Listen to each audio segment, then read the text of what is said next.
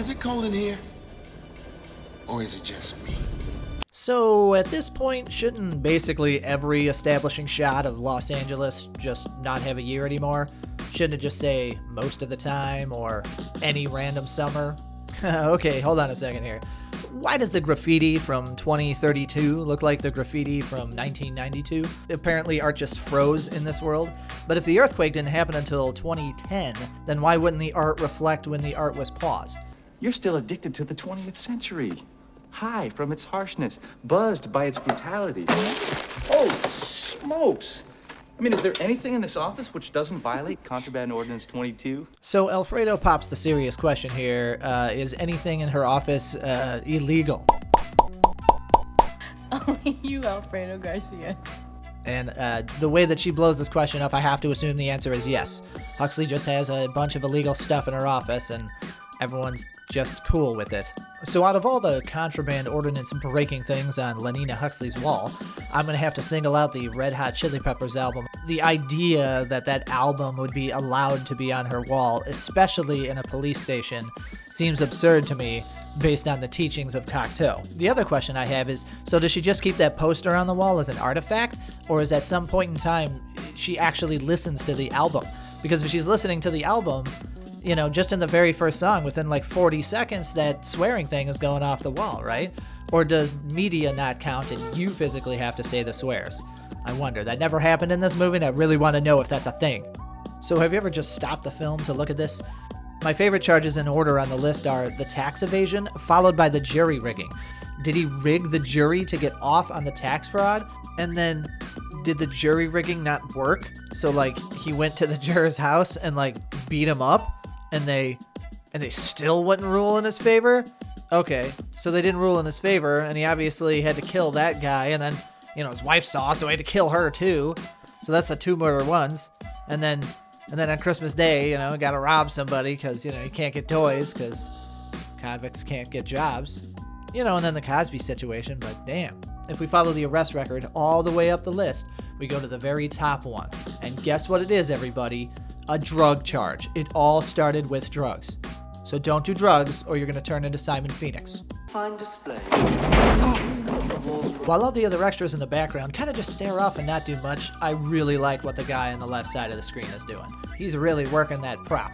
I really like the choices that this extra makes. He is truly earning his sandwich and his 8-ounce soda pop. They seem to be friends, yet he speaks to him in the most profane manner. Well, if you had read my study, you would know that this is how insecure heterosexual males used to bond. So this is when nerds became sexy. When Sandra Bullock herself said this line in this movie, this is when the tide finally turned and nerds started to become hot. Because it's right around this time that it happened, right? So I'm calling it a cultural phenomenon. It was Sandra Bullock in this film. The Schwarzenegger Presidential Library. Wasn't he an actor when you... Stop. He was president? Yes.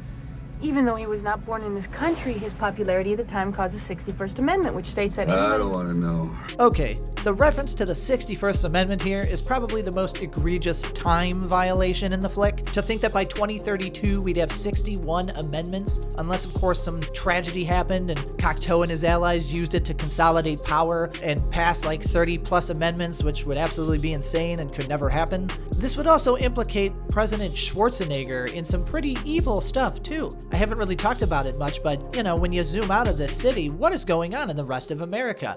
Are we just allowing this stuff to happen, or is the entire rest of the country like this?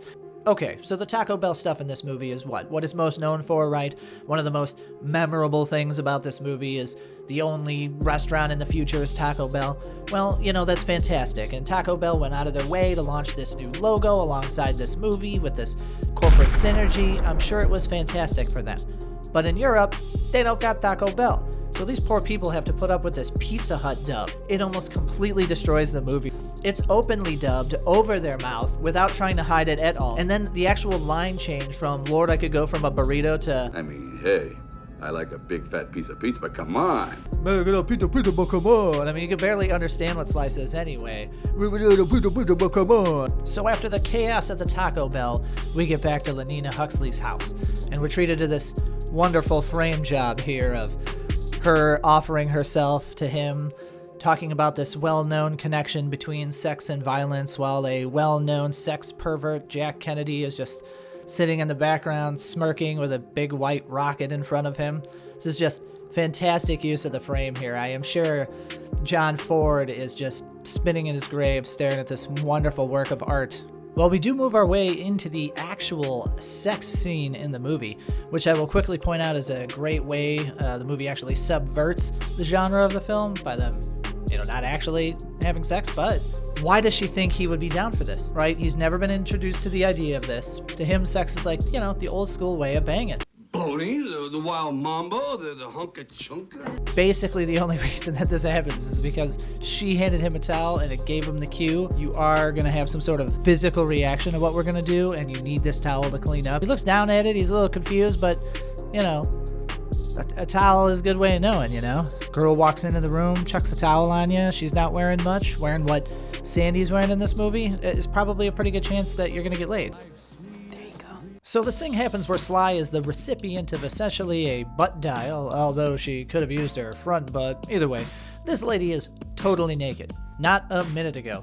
The rampant exchange of bodily fluids was one of the major reasons for the downfall of society. Sandy explained all the reasons society has adapted these strict rules about sex, and how the fluids are particularly the issue, and that most of these people are generally anti-sex, and seeing each other naked is just not something that they do.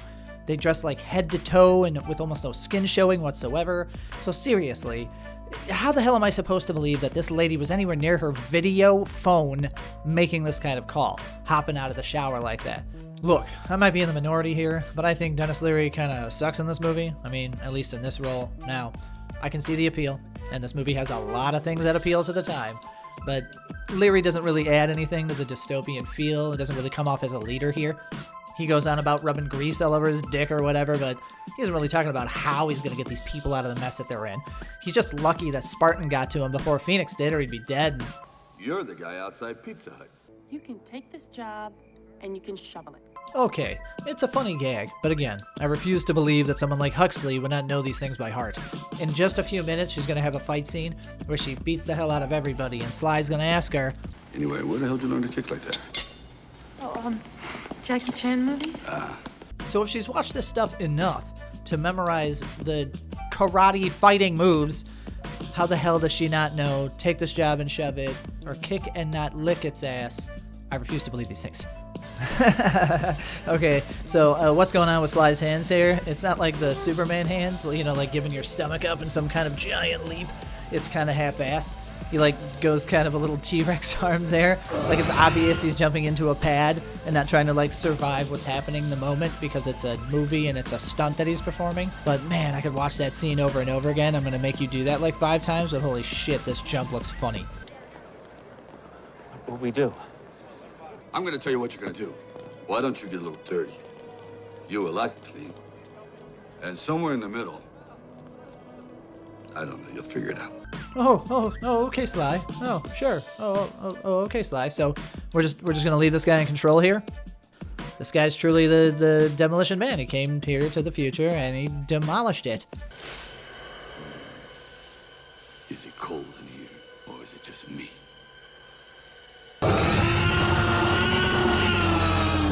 You're the guy outside Pizza Hut. You're the guy outside Pizza Hut. You're the guy outside Pizza Hut. You're the guy outside Pizza Hut. You're the guy outside Pizza Hut. You're the guy outside Pizza Hut. You're the guy outside Pizza Hut. You're the guy outside Pizza Hut.